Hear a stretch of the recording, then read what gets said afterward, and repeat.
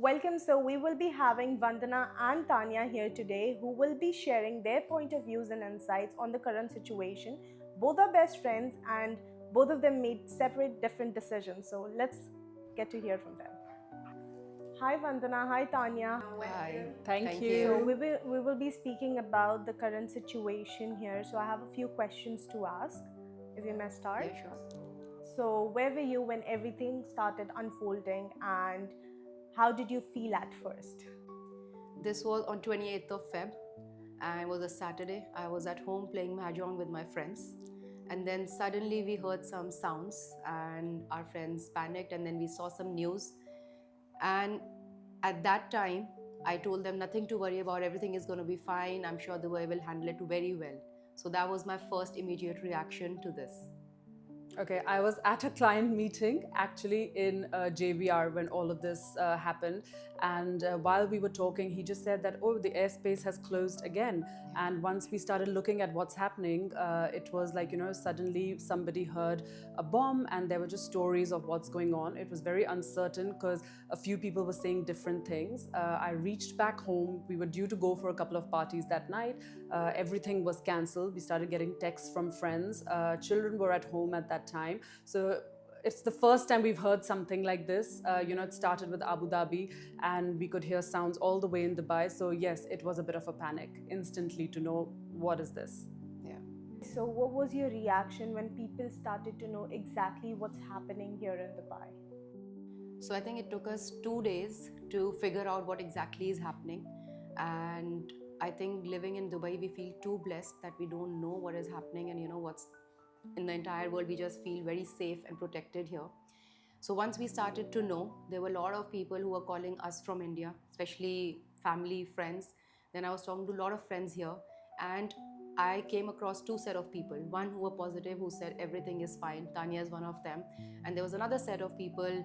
This will happen, that will happen. There'll be no oil, there'll be no electricity, internet will go off, water will not be there. Panic buying started happening for groceries and everything. So there were two set of stories that I was listening, and on top of that, the Indian media was showcasing back in India, and then back to back calls from family to just leave and go back to India. So that was the situation, and we were just contemplating what to do, and we had no idea what should happen, what will happen. But at that time also, we trusted that everything is going to end very, very soon. Maybe within a day or two, there'll be ceasefire and not escalate further. Yeah, I think for me it was a very mixed reaction because this is the first time, to say that we are part of a war. None of us have been into Yeah. a situation like that. So it was very exactly, is this something that is happening right now? And I think once the situation became more clear, and like she said, everybody had different and mixed views. Me and my husband, I think on the second or the third night, actually sat down, kind of considering what everybody is saying, and we decided that we need to decide more with a sense of clarity and responsibility. That where this is home for now. It's been for the last few years. So is it a panic, get up and go? Or do we need to think about, calculate our every move? Do we need to stay here, think, a lot of aspects come into picture at that point. Financially, do you want to just leave everything and go? You've got house staff, you've got pets, you've got children's daily activities. Do you want to uproot them suddenly and take them? So I think it was more, let's sit and clarify, let's have our plan B, plan A ready, and then if things, because everybody around us was packing, making like a safety quick bag in case they need to run. Yeah. So I told my children, just make a little bag and keep it. So they kept their toys, whatever they thought was essential at that point. We made a few bags, just with our essentials, and then we thought we'll just see how it goes from there. Yeah. So, what made you decide to leave or stay here in Dubai? I decided to stay. I think we were having a quick conversation. Should we leave, stay? I decided to stay with my family here. get a bit more clarity on what's going on, and then take a step and decide. Because, with regards to the UAE government, we didn't feel a sense of panic, even though we could hear from everywhere, abroad, calling us that, this is happening, that is happening. But in Dubai, everything was well managed. There was traffic on the roads. There were, children were off spring break, but at the same time, there was, malls were full. People were still out and about doing their daily respective tasks. So we decided to stay. And for us, I remember we were sitting together, group of friends, on Holi. It's an Indian festival, and I was in a situation that day that let's all leave. They tried teaching me poker that day, and I was not in the mind frame. And I said, I am leaving. Let's all go. Let's all go to Oman, and then finally tomorrow morning, let's go. Yeah. And they were all just making fun of me, and they're just trying to calm me down. Yeah, but I knew she'd probably go. So I was like, I called her at night. I was like, what did you decide? And she's like, I've booked my tickets and we're going. Yeah, so I told them, let's book the tickets. Let's, there are refundable tickets. Even if we don't plan to go, let's just do something. So any which way, Chetan was not very keen to leave. And I convinced him that, we need to, because the kids were getting really scared with the sounds. And when I told them that we leave, they didn't want to go as well. So they love Dubai so much that they were not ready to leave. But then we thought, okay, let's just take it day by day, like how it's unfolding. We decided first, let's just go to Oman, stay 1 or 2 days, see how the situation is, and then let's decide what to do next. But because of a lot of calls that we were receiving from India, from friends who had already left, that kind of FOMO that sinked in, that okay, everyone is leaving, maybe something is really wrong. So we decided to just go for a few days. And probably that, made us reach to a point that we should have a plan A and a plan B ready in case something, the situation just goes out of control. Yeah. We at least know we had, I think somewhere looking at her, we had planned our routes, where we want to go, what we want to do. And if push comes to shove, we will do it. Yeah. So, yeah. As you were in India, what people exactly thought was happening, or what was actually happening here in Dubai? So first thing first, when we got into the flight and we are just almost 1 hour away from India, our flight went like that. And I actually thought that we are crashing.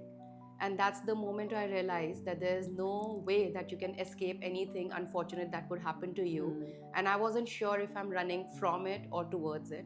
So it became very clear that we have to stay put. As soon as we landed in India, there was some sense of calmness that, okay, we have made it till here.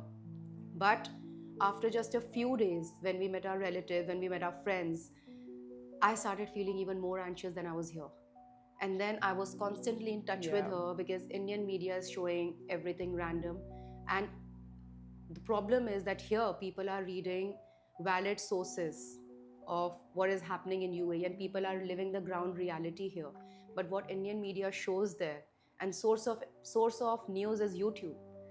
So, YouTube is just working on how many views can you get from whatever you put there. And I think it was YouTube, AI, and a lot of old news that they were taking out, and just because they need something to talk about. So it wasn't monitored. But I was talking to Tania constantly, and she would show me her videos that she is out on the and we beach. had gone for a staycation, because most of the good hotels in Dubai were offering, just a sense of calm to people, that why don't you, like resident offers, why don't you come and do something? And we're like, by this time, it was like 10 days into it, everything is a bit more stable. Every time, there is an alert, we would just head inside. So why not go take a little mind off what's going on and go for a staycation? And then I was showing her videos that, it's full, it's packed. Everybody with the same mindset is out. Yeah.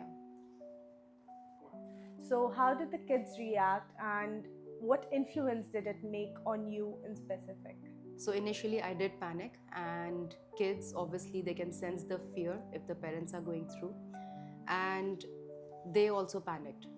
But then later, when we went from here, they started missing home, and after 4-5 days they wanted to come back to their room, come back to their house. And that's it. And they were a big motivation, telling us that everything is fine. They were in constant touch with their friends, and they stayed put. They didn't go. So my elder daughter kept coming to me and kept saying that, everyone is fine. I want to go back. I want to meet my friends. My friends are here, there.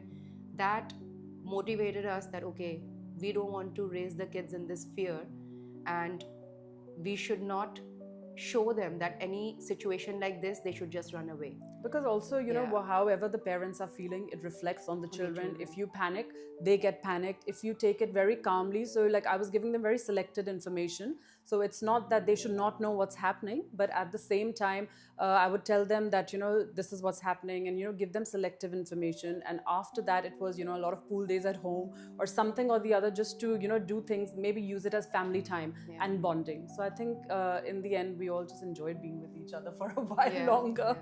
So this was like COVID times. Yeah.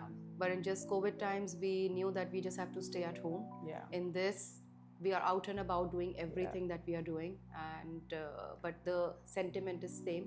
And this is a time when you can balance it out, spend more time with family, and just be around each other. Yeah, absolutely.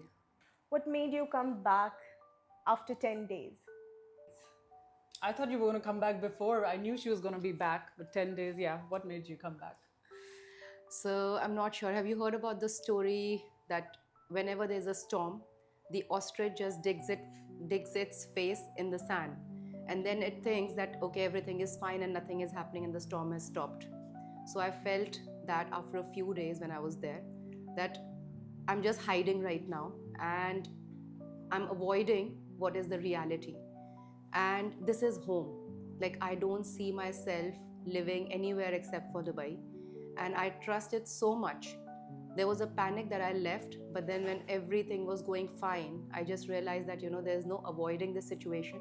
Better to get back to reality sooner than later and face it.